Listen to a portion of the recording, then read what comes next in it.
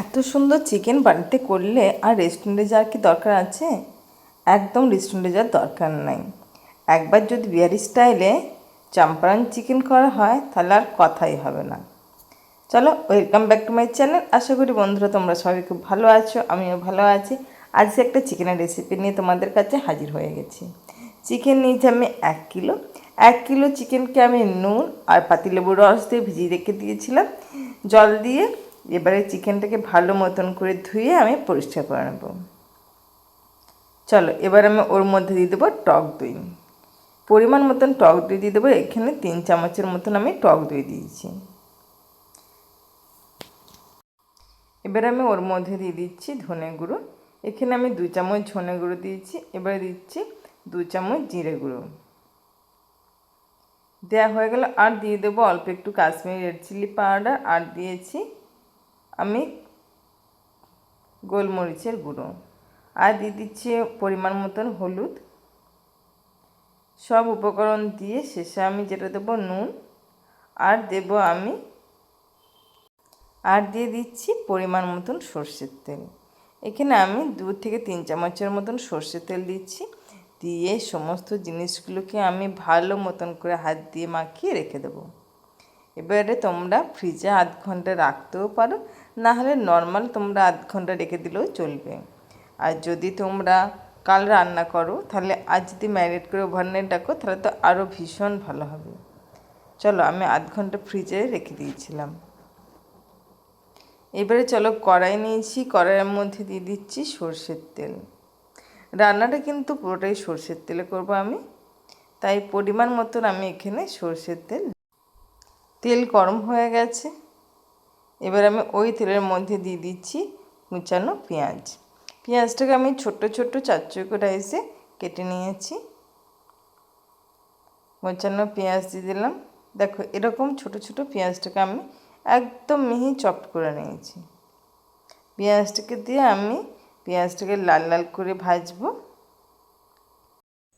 দেখো, পেঁয়াজটা কিন্তু বেশ লাল হয়ে গেছে।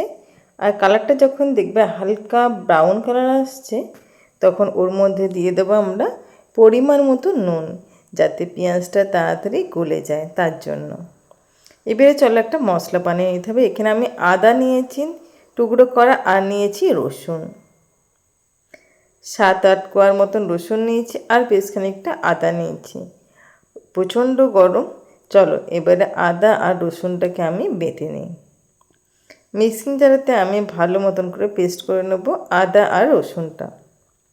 পেঁয়াজ তো আমার ভাজা হয়েই গেছে। আমি সমস্ত গুঁড়ো মশলা দিয়ে দিয়েছি। চলো, তোমাদেরকে মশলাটা একবার দেখিয়ে দিই কেমন সুন্দর পেস্ট হয়েছে। দেখো, এর মধ্যে দেবো আমি অল্প একটু জল। প্রথমে আমি আদা আর রসুনটাকে ভালো মতন করে শুকনো করিয়ে নিয়েছি। তারপর দিয়ে দিচ্ছি 2 চামচ দই। আমি এখানে জলের ব্যবহার করছি না, দই ব্যবহার করছি। দই দিয়ে ভালো মতন করে একদম স্মুথ একটা পেস্ট বানিয়ে নেব। চলো, চটপট পেস্টটা বানিয়ে নিই। দেখো, আমার বাটা হয়ে গেছে। চলো, তোমাদেরকে দেখাই। দেখো, খুব সুন্দর একটা মিহি পেস্ট বানিয়ে নিয়েছি। চলো, এবারে কড়াইটা দেখি। কড়াইটা পেঁয়াজটাও কিন্তু বেশ লাল লাল করে ভাজা হয়ে গেছে, আর অনেকটা গলেও গেছে পেঁয়াজটা, তোমরা দেখেই বুঝতে পারছো। এবারে ওর মধ্যে বাকি দিয়ে দিচ্ছি যে পেস্টটা বানালাম, আদা আর রসুনের পেস্টটা কিন্তু আমি বেটে দিয়ে দিলাম। চলো, এবারে গ্যাসের ফ্লেমটা হাই রেখে ভালো মতন করে পেঁয়াজের সঙ্গে এই মশলাটা কষিয়ে নেব। তার আগে তো আমি সমস্ত গুঁড়ো মশলা দিয়ে দিয়েছি ম্যারিনেট করার সময়। জিরে গুঁড়ো, ধনে গুঁড়ো, গোলমরিচ গুঁড়ো, একটু কাশ্মীরি রেড চিলি পাউডার, সমস্ত কিছু। আর হলুদও দিয়েছিলাম। এখানে যদি পরিমাণ মনে হয় তখন হলুদটা ব্যবহার করব। চলো, মশলাটাকে আমি ভালো মতন করে কষিয়ে নিই। দেখো, মশলা থেকে খুব সুন্দরভাবে তেল বেরিয়ে গেছে, সেটা আমরা দেখেই বুঝতে পারছি। কালারটা দেখো খুব সুন্দর চলে এসছে। এবার আমি ওই মশলার মধ্যে ম্যারিনেট করা চিকেনটা দিয়ে দেব। সমস্ত চিকেনটা দিয়ে আমি একটা ঢাকা দিয়ে দিয়েছিলাম। দিয়ে গ্যাসের ফ্লেমটা আমার হাই রেখেছিলাম, যাতে খুব ভালো মতন করে দেখো জলটা বেরিয়ে আসবে।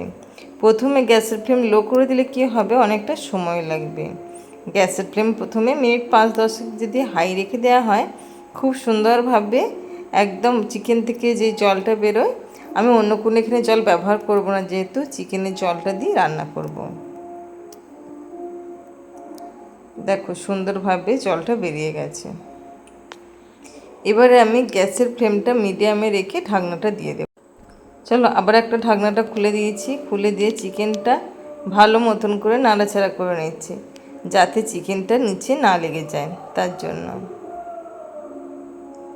আর এই চম্পারন চিকেন কিন্তু দারুণ সুন্দর সুস্বাদু হয়। কত সুন্দর কালার এসছে, তোমরা দেখেই বুঝতে পারছো, কালারটা কিন্তু দুর্দান্ত এসছে। আর এরকম চিকেন দিয়ে গরম ভাত কিংবা রুটি কিংবা পরোটা সবের সঙ্গে কিন্তু দারুণ যাবে। চলো অল্প একটু মশলা দেওয়া জল আমি দিয়ে দিলাম, যাতে চিকেনটা খুব ভালো মতন সিদ্ধ হয়ে যায় তার জন্য। আমার রেসিপি যদি তোমাদের ভালো লাগে প্লিজ লাইক আর কমেন্ট করতে একদম ভুলবে না। যদি তোমরা ফেসবুক থেকে দেখো প্লিজ চ্যানেলটি ফলো করে দেবে, আর যারা ইউটিউব থেকে দেখো প্লিজ চ্যানেলটি সাবস্ক্রাইব করে দেবে। আর যদি এরকম চিকেন খেতে ইচ্ছে করে অবশ্যই বানিয়ে নেবে, দেখবে খেতে কিন্তু ভীষণ ভালো লাগে। দেখো চিকেনটা থেকে কিন্তু দারুণ সুন্দর সেন্ট বেরিয়েছে, আমার তো দারুণ লাগছে চিকেনটা। অনেক রকমভাবে চিকেন তৈরি করি, কিন্তু আজকে চিকেনটা অন্যরকম। চলো ওর মধ্যে এবারে আমি কয়েকটা কাঁচা লঙ্কা চিড়ে দিয়ে দিচ্ছি, একটা লাল লঙ্কা নিয়েছি, এই লাল লঙ্কাগুলো দিলে আমার বেশ ভালো লাগে, যাতে অল্প অল্প একটু ঝালে, বেশি ঝালের আমার দরকার নেই, কারণ আমি খুব বেশি ঝাল খেতে পছন্দ করি না। যেহেতু গোলমরিচটা দেওয়া আছে তার একটা সুন্দর ফ্লেভার আছে, তাই আমি শেষের দিকে লঙ্কাটা অ্যাড করলাম, যাতে ফ্লেভারটা ভীষণ ভালো আসে তার জন্য। চলো আমার চিকেনটা প্রায় অলমোস্ট রেডি হয়ে গেছে, তোমরা দেখেই বুঝতে পারছো কত সুন্দর ক্রিমি আর গ্রেভি হয়েছে। ওপর থেকে দিয়ে দিলাম 1 চামচের মতন গরম মশলা, দিয়ে ভালো মতন করে সুন্দরভাবে মিশিয়ে নেব। তাহলে আজকে চিকেন কিন্তু রেডি। রবিবারের দিন দুপুরে যদি এরকম একটা চিকেন পাওয়া যায়, সত্যি সবার মন ভরে যাবে। তাহলে বন্ধুরা অবশ্যই একবার ট্রাই করে দেখো, এরকম চিকেন খুব সিম্পল কিন্তু দারুণ খেতে। আমি আজকে গরম ভাতের সঙ্গে খাবো, আর দুপুরটা আমার সত্যিই জমে যাবে। এরকম গরম ভাত, তার সঙ্গে একটুখানি পেঁয়াজ আর এরকম চিকেন হলে সত্যি আর কোনো কথাই হয় না। চিকেনের কালারটা দেখো, আর চিকেনটা কিন্তু খুব সুন্দর সিদ্ধ হয়েছে একদম। পেঁয়াজ তার সঙ্গে এই চিকেনের গ্রেভি আর গরম ভাত সত্যি একদম দারুণ লাগে।